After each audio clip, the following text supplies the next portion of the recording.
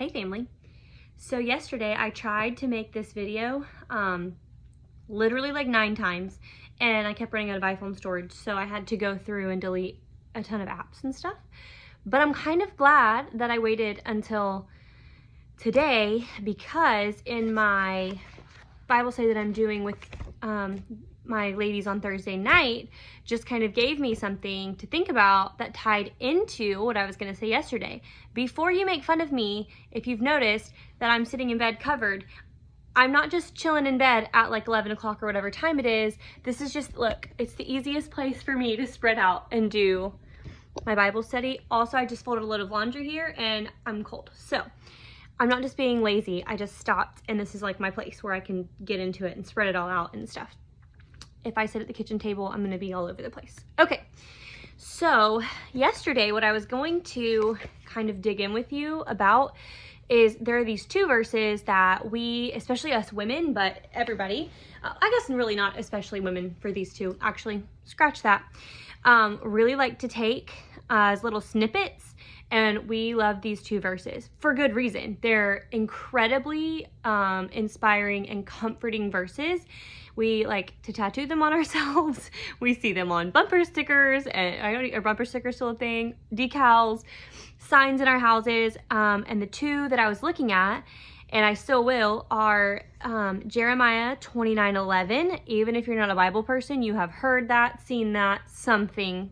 Even if you're not a Christian, I guarantee you've seen that one. That's, I know the plans that I have for you, says the Lord, plans to prosper you, not to harm you, plans for a hope and a future. And then the other one is actually found, it comes from the book of Daniel, and the way we say it is we make it like a really cute,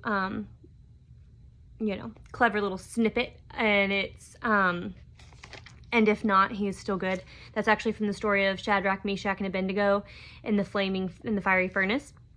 The actual verse doesn't say that, but, we condensed it for, catchy purposes. But it means about the same thing faith-wise. So the thing that I wanted to say about those 2 verses, that we both love those verses, but we don't think about them together. So if the 2 verses, those 2, and they do have so much hope and encouragement for us separately, when you realize, and it's easy to not realize this because I feel like the timeline in the Old Testament and all the different nations and kingdoms and kings, it gets real blurry. Like there's a lot, and it's not in chronological order, the Old Testament. So it's very easy to miss this. But if you flip back to the beginning, and you may not have to flip back, but if you go back to the beginning of Jeremiah 29, the verse 29:11, right, is smacking kind of in the middle, I think. Yeah, pretty close, a little like early middle of chapter 29, and this is what the beginning of the book says, or the chapter, excuse me. This is the text of the letter that the prophet Jeremiah sent from Jerusalem to the remaining exiled elders, the priests, the prophets, and all the people Nebuchadnezzar had deported from Jerusalem to Babylon. So that verse, that like if you didn't know where it was, you would almost think it was like a psalm, right? Like it's just this happy, uplifting, like I know the plans I have for you, a hope and a future, it's all going to be good, was actually written to a bunch of Jews, not just any Jews. In Daniel, it actually says at the beginning that Nebuchadnezzar ordered his like top dude to grab all of the best ones. So it says like strong men without a blemish, the educated, the priests, so like the high up people especially, and probably a bunch of women too that were suitable for brides and this and that, and to take them all so that he could train them in his palace, which is where we get the Daniel fast and thing where Daniel says, no, I'm not going to eat the king's food and drink his wine, give me vegetables and water, and he turns out to still be stronger than, yada yada. So that all is together, right?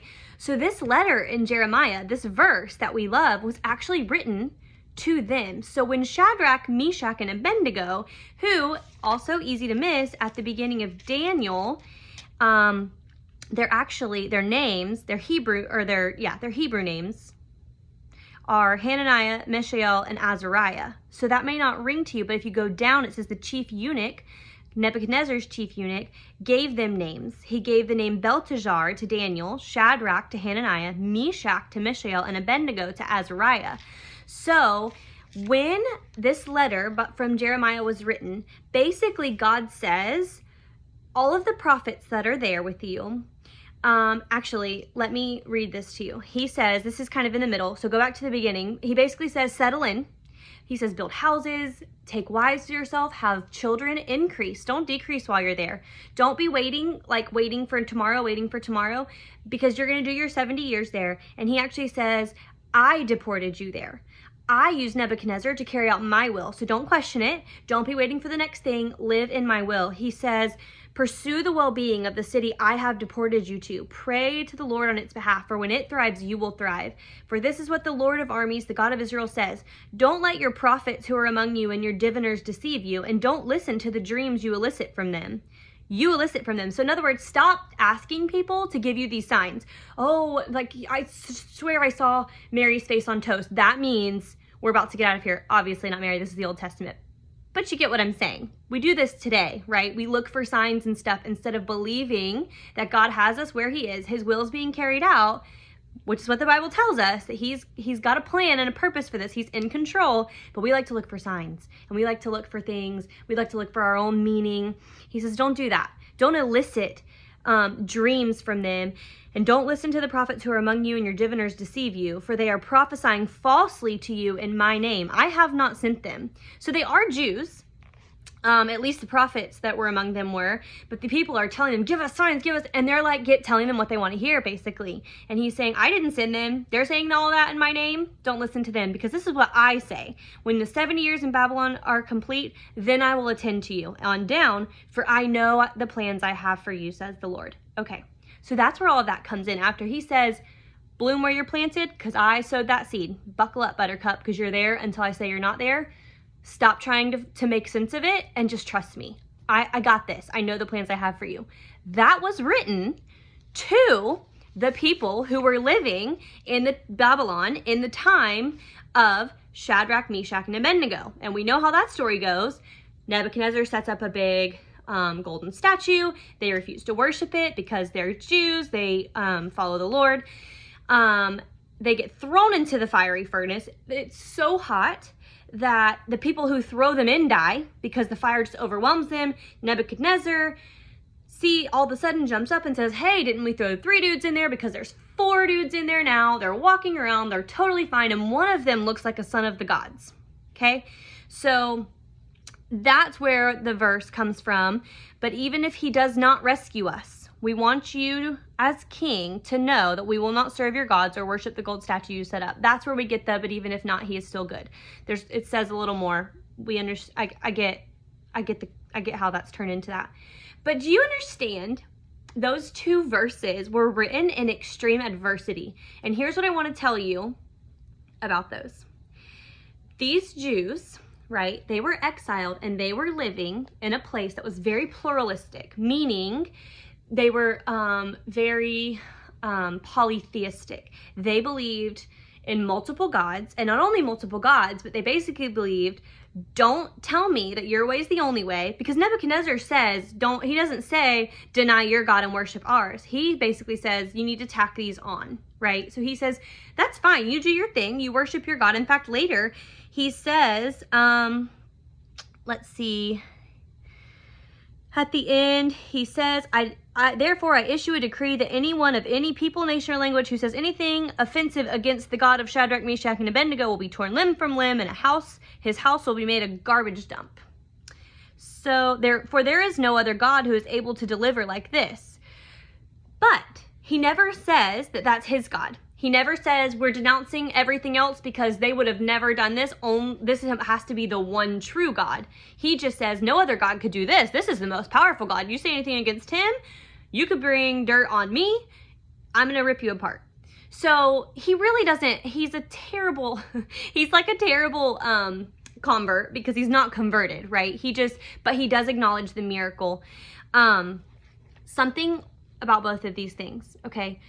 The first one is, I think it's pretty clear. God is in control. I know the plans I have for you. But if we realize that it was written to the exiles in the time where if you stood strong in your faith and you didn't buy into, it's all relative, everything. Because what sucks about that is there's a little bit of truth to it, right? Like with kids. for instance, if you're a parent or if you're in ministry in any way, you know that not all kids are going to respond in the same way. Some kids respond better to timeout. Some kids need spanking. Some kids need to just sit down and have things explained to them. Some kids are not going to hear a word you say, right? So there is a little bit, and schedule-wise, there is a little bit, like with your family, this works for us, this doesn't, but this works for this family and this doesn't, So there's a little bit of truth to that. Everything is relative. Don't tell me there's only one way to do things, because in other areas of our life, everything is a little bit relative. We do have to kind of plug and play and find what works for us.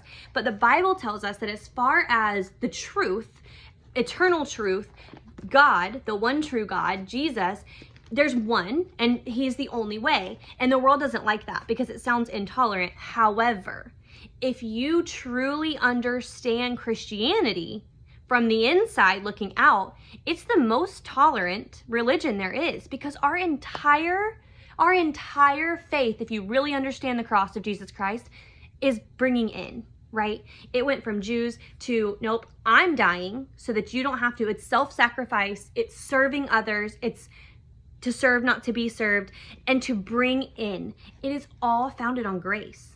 It's all founded on grace. So really, we live in a very pluralistic society today, Don't tell me your way is the only way. That's arrogant. That's this. Yes, there are Christians who do it wrong. There are Christians who are, who are judgmental and who are ugly and who do make us look intolerant. But typically that's more of your people who worship politics more than Jesus, right? Because it's a very rigid, it's more Christian nationalism and things going their way and the American dream than it really is following Christ. Because this is all grace. It's all loving your neighbor. It's all self-sacrifice. Jesus says, pick up your cross and follow me, which is a total symbol of absolute submission. Greater love has no man than he who lays down his life for his friends, which is what he did, which is what he's calling us to do. Not pick up your Sermon on the Mount and follow me. So you can say, do this, don't do that, gouge your eyes out, He doesn't say that. He says, this instruction's for you. I didn't tell you to pick that up and go throw it at people. I told you to pick up your cross, which means self-sacrifice, service, humility, submission to him, which only ends in goodness and love. We're just humans and we screw it up. So all of that to say that letter, that verse, the Jeremiah 29:11 should encourage you even more when you know that it was basically written for some people who were living in a world that we can very much relate to. I'm a big believer in the Bible was written, for us, but not about us. It's living and breathing though. And so we can see things and see examples of faithful people like Shadrach, Meshach, and Abednego in extreme trial. We can read letters written to people there like Jeremiah and know that even living when people are very much opposed to Christianity, other Christians even are worshiping the flag over the cross, where we're torn every which way, that there is hope, that he does have a plan for us, that he has plans for our future. The way that my Bible says it is, for I know the plans I have for you. This is the Lord's declaration. Plans for your well-being, not for disaster, to give you a future and a hope.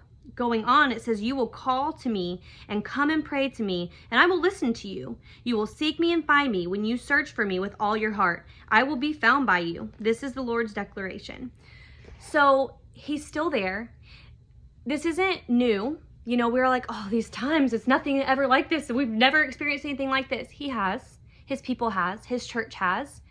And he still knows the plans that he has for us. This verse, I don't think no matter what, it's encouraging and happy, right? But I don't think we realize how much this really does, really should give us hope and some solid ground to stand on right now. It was written to people who, I understand that we're not in captivity or anything like that. I'm not saying that. I'm not saying that, we're being persecuted specifically. What I'm saying is when we're in a world that all around us says, you're not allowed to serve one God and tell me that you have the only way because that makes you intolerant and bigoted. Okay, well, by saying that, there's a hint of intolerance in pluralism is what I'm getting at, right? Because if you're saying I can't believe what I believe, then you're also intolerant. And I'm not even getting into all of that. What I'm saying is Christianity by nature, if you know it, is the most tolerant religion that there is. You can't, in Muslim communities are so much more strict. They're so much more intolerant. Even again, in pluralism, it's fine if you believe what you believe, as long as what you believe doesn't require anything of me, as long as so there's this whole list of things. You can believe this as long as ... right? Christianity says, look, we're all broken sinners. Jesus saved all of us. And even in all this mess, he knows the plans he has for us. And these guys that this letter was actually written to, lived that right up until the fiery furnace. And that brings me to the most hopeful part of it. He said, didn't we throw 3 men bound into the fire? Then he exclaimed, look, I see 4 men not tied walking around in the fire unharmed, and the 4th looks like a son of the gods. Listen, when we become a Christian, it says in Colossians that we are circumcised with Christ. So in other words, circumcision back in the day was a way to know a Jew, right? They were made a part of their community by this outward appearance. Well, we're circumcision of the heart. Instead of cutting off something, we put off our old self, put on the new self. That makes us a part of our own nation. Not American first, not Ugandan first, not Mexican first, not Puerto Rican first, not Haitian first. We are Christians first. We are part of this community, right? And in this community, in this world, in the real true world, when you just believe it and stand firm in it, there are 4 men in the fire, right? Even Nebuchadnezzar says no other God will rescue in this way. Even though he believes in a bunch of them, what other God, even today, what other of our idols of the day go into your fires with you, right? Because they'll come, the fires will come. What other God do you know doesn't just say, I'll just put the fire out? Instead, he enters into it with you, because you can't put them all out, right? That's the broken world we live in. So find even more hope in that verse, knowing that it was written for a bunch of exiles who were being tossed into furnaces just for standing up for what they believe. And take a good look at what it really means to believe and follow Jesus, and stand firm in that, because when the fire comes, and it will, from one direction or the other, he's going to be there with you. And we are a part. That is the nation now, spiritually, that we are a part of. We are Christians first and foremost, and that is the most hopeful and joyous thing that you could ever be. So that's what I have for today. I actually got to finish it, and almost in my 15-minute mark. Whoop! Thank you guys.